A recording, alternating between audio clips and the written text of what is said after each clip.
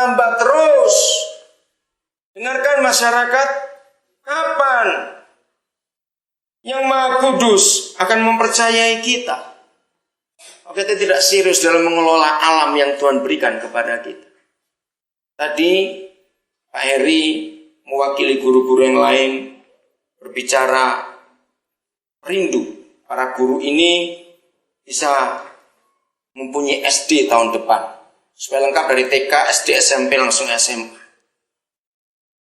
Ternyata Pak Rudi Wubungan tadi berkata kemungkinan pemerintah kalau ini jadi pemekaran wilayah Manokwari Selatan, maka Momi Waren akan jadi sentra atau pusat pendidikan. Dua perguruan tinggi yang ada akan dikembangkan. Bersyukur kalau begitu.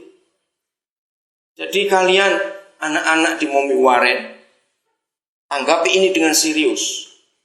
Tolong para pengusaha, para pejabat, para pegawai, ayo kita dukung. Kumpulkan uang untuk kita bisa bangun SD. Tadi guru TK berkata TK ada 4, 5 dengan PAUD, tapi gurunya cuma 3. Kami kekurangan guru TK. Saya ingin berkata kepada saudara di kota Manokwari, ayo jangan diam.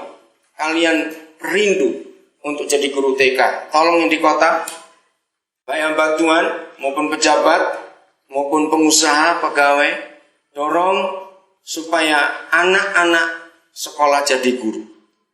Saudara, jumlah guru Kristen makin hari makin kurang. Kita harus sadar, orang anak-anak muda Islam lebih banyak, lebih senang jadi guru daripada anak-anak muda Kristen. Ini satu kesalahan besar.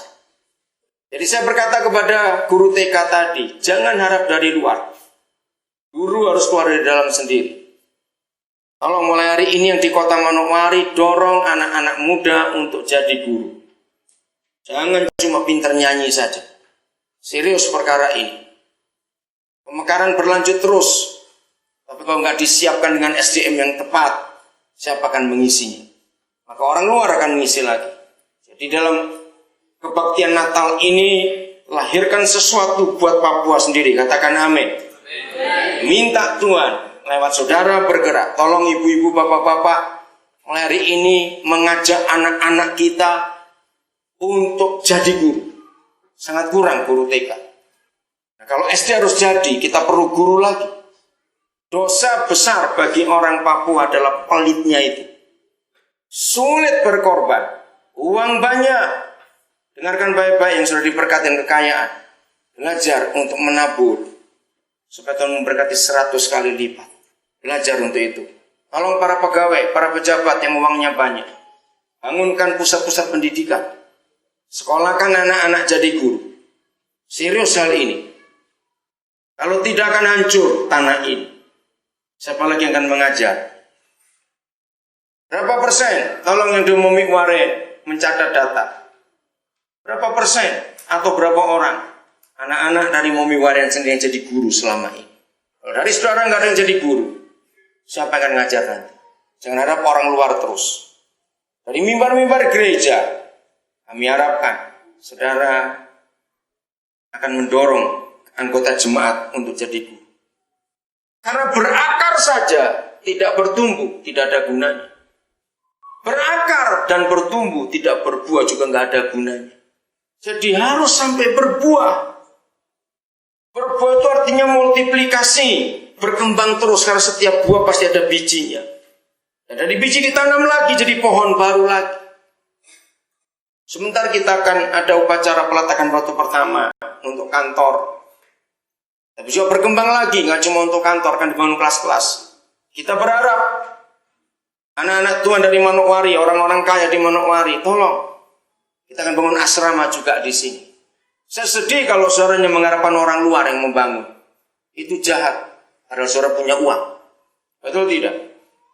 Maka itu kalau saudara tidak pernah berkorban sendiri dengan harapan orang luar, jangan harap akan ada berkat Tuhan. Harusnya orang Manokwari sendiri yang berkorban untuk daerah ini sendiri. Kalau saudara kenal para pejabat yang uangnya banyak, beritahu. Bangun pusat-pusat pendidikan di tanah ini. Bangun. Jadi tahun 2010 tahun depan harus ada guru-guru TK baru dari Manokwari sendiri, bukan dari luar. Harus muncul guru-guru dari Momi Waren sendiri. Jangan mengharap uang orang Jakarta, orang Makassar, orang mana, jangan. Di Manokwari ada banyak uang. Maka itu roh pelit harus dihancurkan. Saya harus tahu dalam Injil Matius pasal 25, nanti akan ada pendeta, majelis, orang Kristen, pejabat Kristen yang masuk neraka bukan karena berzina, bukan karena membunuh, tapi karena pelit. Nanti pulang baca Matius 25 ayat 44 sampai 46. Saya nggak ada waktu untuk membahas itu. Matius 25, ayo yang pelit-pelit jangan pura-pura nggak tahu, catat ayat itu spesial, nggak masuk neraka nanti. Matius 25 ayat 44 sampai 46. Baca baik-baik. Kalau kita tahan uang kita nggak dipakai untuk memberkati orang lain, celaka kita. Jadi kita harus menabur, menolong orang lain. Katakan di situ ketika para kambing tanya kepada hakim segenap alam, kapan kami melihat Tuhan lapar, telanjang, miskin, dan sebagainya. Tuhan Yesus berkata di ayat 45, segala sesuatu yang tidak kamu lakukan untuk saudaraku yang paling hina itu, engkau tidak melakukannya untuk aku. Dan mereka itu akan dibuang ke tempat siksaan yang kekal. Jadi itu orang Kristen yang masuk neraka bukan karena mencuri, membunuh, merampok, tidak, tapi karena pelit. Mengerikan sekali. Tapi orang-orang benar akan masuk dalam kesukaan yang besar itu. Sampaikan kepada semua orang-orang kaya di Manokwari, teman-teman saudara. Kalau mereka tidak mau berkorban, harapan orang Jakarta celaka, saudara. Harus berani berkorban. Karena kekayaan luar biasa di tanah ini. Ayat yang terakhir, Filipi pasal yang pertama. Filipi pasal yang pertama. Apa yang Paulus saksikan dalam kehidupannya ini sungguh luar biasa. Filipi pasal yang pertama. Ayat yang ke-20. Filipi pertama ayat 20. Biarlah semua kita punya kerinduan yang sama seperti Rasul Paulus. Sebab yang sangat kurindukan, dengan tegas saya berkata, sangat kurindukan dan kuharapkan ialah bahwa aku dalam segala hal tidak akan beroleh malu, melainkan seperti sedia kala, demikian pun sekarang Kristus dengan nyata dimuliakan di dalam tubuhku, baik oleh hidupku maupun oleh mati. Saudara, hidup kita tidak lebih daripada 70-80 tahun. Apalagi di Papua, satu-satunya provinsi di Indonesia yang umur rata-ratanya terpendek itu Papua. Angka umur manusia Papua itu di bawah umur 50 tahun, saudara. Ada di provinsi lain, itu sudah lebih dari 60 tahun. Papua paling rendah. Itu tadi karena hidup tidak sehat karena penyakit. Nah, kalau kita melihat umur itu, apa yang kita rindukan dalam hidup ini? Yang sangat, dikatakan begitu, kata itu penting, sangat kuharapkan dan sangat kurindukan. Coba temukan dalam hidup kita masing-masing apa dorongan yang paling kuat dalam diri kita, yang paling besar dalam diri kita. Kalau ada orang tanya kepada saya, sebelum kamu mati, orang tanya kepada saya, apa kerinduanmu? Saya akan berkata, saya akan nyekolahkan banyak guru, saya akan bangun sekolah sebanyak-banyaknya juga untuk Papua ini. Itu yang sangat saya harapkan dan saya rindukan dalam hidup ini. Kalau anak-anak Papua, gereja di Papua sadar akan tugas tanggung jawabnya. Saudara ingat, selama Yesus hidup, dia tidak pernah bangun gedung gereja, separuh saja nggak pernah, apalagi satu. Betul? Tapi selama Yesus hidup, dia bangun pendidikan. Begitu kemana saja dia pergi, orang mengira dia guru, bukan pendeta. Bahkan kalau saudara baca 4 Injil, saudara, hanya sekian kali, nggak sampai 10 jari tangan kita ini lengkap. Tuhan Yesus selama hidup di dunia, kegiatannya itu di dalam gedung ibadah. Itu nggak sampai 10 kali. Catat baik-baik. Semua kegiatan Tuhan Yesus dikerjakan di luar gedung ibadah. Harusnya gereja sadar, kalau kita murid-murid Yesus, maka kita harus melihat Yesus. Karena dia berfirman, murid nggak lebih dari gurunya. Nah, kalau gurunya aja malas di dalam gedung, kenapa kita senang di dalam gedung? Sudah jelas lain kegiatannya. Biar kita di gedung gereja cuma minggu saja kalau ibadah. Hari lain kerjakan di luar. Untuk menolong orang-orang itu. Itulah kehidupan Tuhan Yesus. Apa kerinduan kita yang sangat besar dalam hidup ini? Yang 21, masih Filipi 1. Karena bagiku hidup adalah Kristus dan mati adalah keuntungan. Apa hidup kita? Ada orang hidupnya berkata gini, satu kali saya pernah ketemu anak muda ini di Kalimantan Tengah. Dia bilang, saya nggak mau mati sebelum lihat New York di Amerika. Wih, kasihan betul. Ada orang berkata, saya nggak mau mati sebelum saya punya mobil BMW. Nah, tergantung. Hidup saya untuk apa? Firman berkata, hidup adalah Kristus. Mati adalah keuntungan. Jadi itu jadi pedoman dalam kehidupan kita. Ayat 22.